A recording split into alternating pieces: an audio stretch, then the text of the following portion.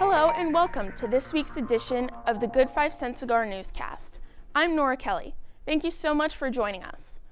This week we discuss SNAP and the recent announcement of Thorr Bjorn's departure from URI.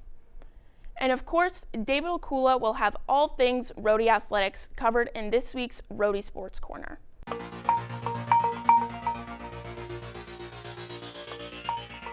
For our top story, the Supplemental Nutrition Assistance Program, better known as SNAP, have recently been paused under the Trump administration and federal government. But what is SNAP? Casey Chan-Smutko has the details on what you need to know about SNAP.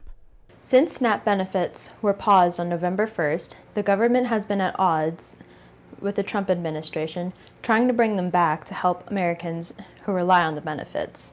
This begs the question, what is SNAP and why is it important? I talked with Robin Perry, the coordinator for Hunger Free America at the URI Feinstein Center, to find out. SNAP is formerly known as food stamps. It is extra benefits that folks can qualify for to assist them with getting extra groceries. It stands for the Supplemental Nutrition Assistance Program.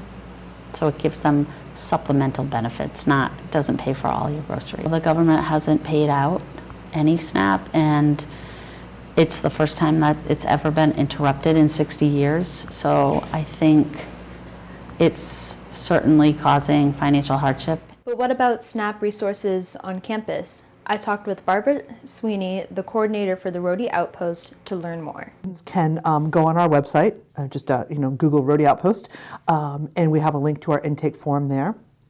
We ask the students fill out the intake form because it does give us some helpful information about their overall financial situation and allows me to also refer them to other appropriate resources. But any student can fill that out. Eventually we'll get it from everyone. If you haven't had a chance to fill it out, don't let that stop you. Any student can just walk in and get food. We don't turn anyone away. This has been Casey Chan-Smutko with the Good 5 Cent Cigar. Back to you. Thanks, Casey. Last Thursday, a press conference was held at the Martin Jacobson Performance Center at UMass to discuss the recent news of the departure of URI Athletic Director Thorr Bjorn. Michael Petraske has the details on what you need to know. After 18 years as the University of Rhode Island's athletic director, Thorr Bjorn has recently accepted an offer to be the new Senior Deputy Athletics Director and Chief Administrative Officer at the University of Massachusetts Amherst. ESPN insider Pete Thamel broke the news of Bjorn's departure from URI on Wednesday, November 5th on the social media platform X, writing, quote, UMass is hiring longtime Rhode Island Athletic Director Thorr Bjorn as the school's new Senior Deputy Athletic Director. A press conference was held at the Martin Jacobson Performance Center at UMass last Thursday afternoon, where UMass Athletic Director Ryan Bamford and football head coach Joe Harris-Simiak formally introduced Bjorn in his new roles. There, Bjorn shared why he made the decision to join UMass's athletic staff. Football is really important to me. When I think about the impacts that it's had on my life and my personal development, this entire institution has made such a significant difference for me. And so when Ryan reached out and shared his vision, again, we've been friends for a long time, that's important. But to be honest with you, the reason I'm here is because of the vision he shared. In that vision, Bamford had ideas of building a stronger team and support system within the UMass athletics program, and he turned to Bjorn to help achieve that. And really, this is another big step for us to take to make sure that we're giving Joe, the men on his staff, and ultimately our student athletes every opportunity to find success. And for this program to go and be a championship program again, like we've known in its history. And so this is a big step for us to make sure that Joe feels supported, that we've got a voice in this building that can continue to add value and to be a great advisor and an advocate and ultimately help us get this program back where we all want. Bjorn has already started planning for what he looks to accomplish within his first month at UMass. When I think about my time over these last 18 years, that's one of the things I think I've developed the most.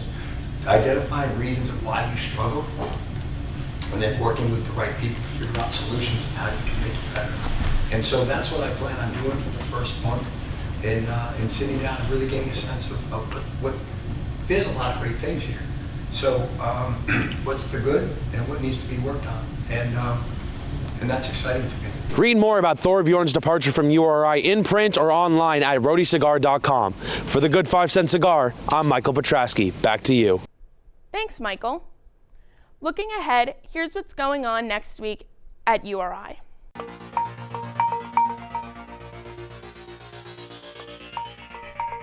This Friday from 7 to 9 p.m. in the Memorial Union Atrium 1, Rhody Ridiculousness will host an improv show.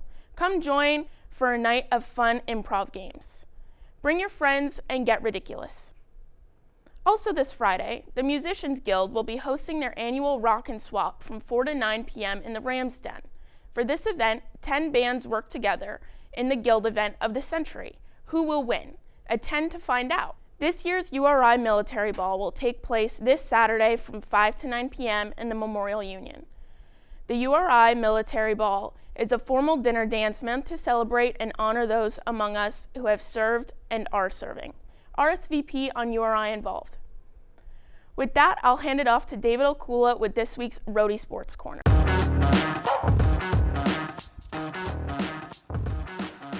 Thanks, Nora. Hello and welcome to the Rhody Sports Corner, your place for all the latest updates across URI athletics. I'm David Okula. After a win over Manhattan to begin its season, women's basketball had its home opener on Friday against Merrimack. The Rams came out on fire, shooting 11 of 15 from the field and outscoring the Warriors 28-4 in the first quarter, on their way to a dominant 84-46 victory. Angel Gonzalez has the story from the Ryan Center. URI defeats Merrimack 84-46 in their home opener on Friday night.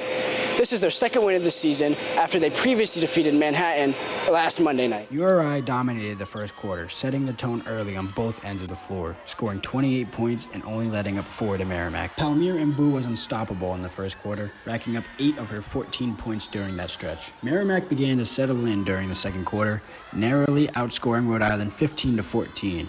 Though the Rams remained firmly in control with a 42-19 lead at half. The Rams dominated the second half, especially the fourth quarter, posting up 23 points to seal the victory. The Rams tightened their defense down the stretch, limiting the Warriors to just 3 of 18 shooting and only 1 made field goal over their final 9 attempts.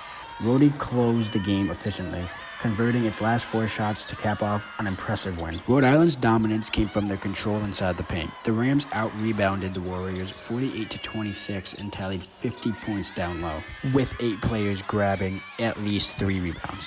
Both Ines Dubois and Palmier Mbu pulled down 8 rebounds, a new career high for Dubois. Palmier Mbu and Vanessa Harris both got career highs themselves in points. Here's URI head coach Tammy Reese on how the team played together. After last year, it was imperative. We went out and got transfers, and we got freshmen that can shoot the ball, that can really pass, that can dribble, skilled offensively. I didn't want to see 45-point nights anymore. I didn't. Even though we could rebound really well last year and defend, it's not a product I want to see. And so we went out and got kids that love to score. So when you're looking at now Albina and Vanessa and Palmier and Brooklyn and, Tabby, you got some kids, Val, it's hard to even get the amount of shots they need. Val saw 2 shots today. She had 6 points. She made both threes. We couldn't get her any more shots because we're that skilled offensively that we run emotion. So it's hard to find enough balls to go around sometimes. Next week, URI will look to face off against Rutgers and UAlbany. Reporting for the Good 5 Cent Cigar, I'm Andrew Gonzalez. Back to you. Thanks, Angel. As for some other scores and results around campus this week, football returned to action after its bye week with a road matchup against Elon, where the Rams used 24 unanswered points to bring home a 34-20 win. Men's basketball traveled to Annapolis, Maryland to take on Tulsa in the Veterans Classic on Friday, as the Rams fell 82-65 for their first loss of the season. Then they responded with an 80-57 win against Stonehill on Tuesday. Following its win against Merrimack, women's basketball remained undefeated with a convincing 105-49 win over Emmanuel College on Monday. Women's soccer had its season come to an end in its first conference championship since 2005 on Sunday, as the Rams fell in penalty kicks to top-seeded Dayton.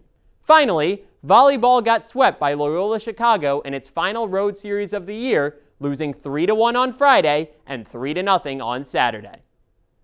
That's all for this week's edition of the Rhody Sports Corner. To stay updated with all things URI athletics, follow us on X at @cigar_sports. Back to you, Nora. Thanks, David. That's all we have for you this week. Thank you so much for tuning in. Be sure to follow us here and on Instagram at Rhody Cigar and pick up our print paper anywhere on campus to stay up to date with all your Rhody news. Find us online at rhodycigar.com. Until next time, I'm your host, Nora Kelley. This is the Good 5 Cent Cigar Newscast. And as always, have a great week, Rhody.